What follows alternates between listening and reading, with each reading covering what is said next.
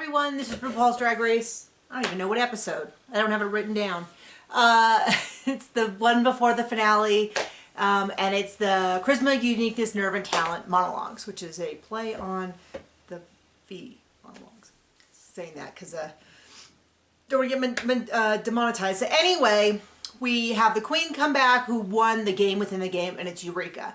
And I think this is kind of a weird case where we just, as a viewer, is a little out of rhythm. I think Eureka won. I think she deserved to win. But, you know, watching Silky win all of those lip syncs, it gives you that same feeling of when you watch a queen who wins every single week, end up at the bottom one week and get kicked out, and you feel like, no, they deserved more. They've been so strong for so long. And it had a little bit of that feeling. So Eureka won, but somehow I was left with, because of the setup of the show, being almost a little disappointed. Then we go into the challenge where they're going to do kind of another monologue bit. And then they have the runway, and I just couldn't, I struggled. I watched the show like maybe 10 minutes a day because I woke up Friday morning and one of the fan accounts spoiled the episode for me, just right off the bat. The episode had only been out, like I think this was 6 a.m. and the episode dropped at like midnight or something like that. So I already was mad because they wanted to get the scoop on everyone. So I blocked them, or I muted them. I can't remember what I did. But I'm like, I'm never going to see you again. And that's why I hate that they do this midnight drop, which is realistically most people are not going to be able to watch it till the next day, which means there's already the potential for it to be spoiled and all that. Anyway, so I already knew who was going to go home, and I have mixed feelings on that, but it was hard to watch, and it was hard to watch. I thought all of the monologues were good. I didn't feel Eureka's was the best. So, I mean, but they wasn't bad. Just to be clear, this is like, if here's like good to bad, everyone was right here. Everyone is up there. This, basically the whole season. So for me, it felt like, so when I'm talking of like good or bad or better, I'm splitting hairs. They are all so good. They all deserve to be in the finale. All of that. But anyway, Eureka won. And I am not someone who's constantly blaming production. If you watch my videos in general, I don't. But it did definitely feel like Eureka would be the easiest to send home because she'd already gone home once. And they didn't want that to happen, so they had her win. It wasn't one of those things where I thought she was bad. I didn't think she was bad. But, you know, we all kind of saw Trinity going. She was so strong. I know the track record said that Raja's stronger, but I kind of felt like Trinity had more high points, at least to me. But I get it. She'd been in the bottom. If you count just like the pure bottoms, where not like the last two episodes where everyone who's not in the top is in the bottom. If you count those, she's in the bottom like 5 times. But if you don't count that, then she's been in the bottom like 3 times or a bunch of times, regardless. More than anyone else at this point. And so they sent her home, but it just was so heartbreaking. It was so hard to see. I do feel like that last one to go home does tend to feel that way. That was the ones who don't get to the finale. It does often feel like that, where you just go, no, gosh. So it was kind of a disappointing episode. I feel like, I feel like the fandom was really hurt, and the way it was set up hurt, in the sense that, like, I really like Eureka. I thought she was super strong, but when she went home, I didn't feel like, no, it's broken. But when Trinity goes home, it felt a little, no, it's broken. And then the other thing that happened was, before I saw this episode, everyone was talking about how it's down between Kylie and Raja. And to the degree to where I thought, did Ginger also go home? No one's talking about Eureka, which makes sense because of the nature of having gone home and come back. You kind of mentally go, she's out of contention. And even though she comes back, there's still this mental, like, she's out of contention. She can't really make it. You know, she gets to go to the finale, but she's not really in it. But then I'm like, why is no one talking about Ginger? Ginger's performed amazing the whole way through. People are talking about, like, how Raja has the best track record. And I'm like, I'm just confused because it's like, is my experience of the season skewed, or are people just forgotten that Ginger exists? And then some people have said, well, she already won enough money. She has won a lot of money. But that's not how the season works. The goal of the season isn't for everyone to get an equal amount of money. It's for someone to win. And so I'm like, it was just really disappointing to me that the fandom's not like, oh, these are all strong options, but this is my favorite, this is who I like. The discussion is the only people who are possibly deserving are Kylie and Raja. And Raja's done really well.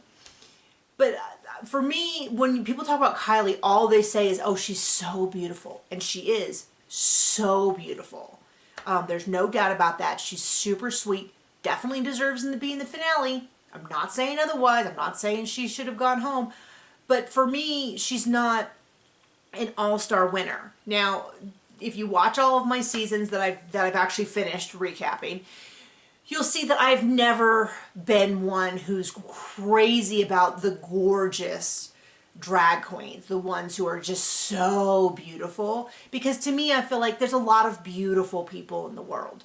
And it's definitely amazing, but it's not as interesting to me as a drag performer as someone who's entertaining, who like Raja makes all her own clothes, or someone like Kimchi, who every time you see Kimchi has different makeup and something visually going on with the clothing that you go, I don't know if I've ever seen that before. Even if I've seen it before, I always kind of judge those looks off of how long do I keep looking? Like, how long do I find that I have to, and that's something I got from Project Runway when they first started. I was like, well, those are real clothes. And then I figured out the goal isn't to make real clothes, because even I could make real clothes. Like, even I could figure out how to make a pair of pants and a shirt.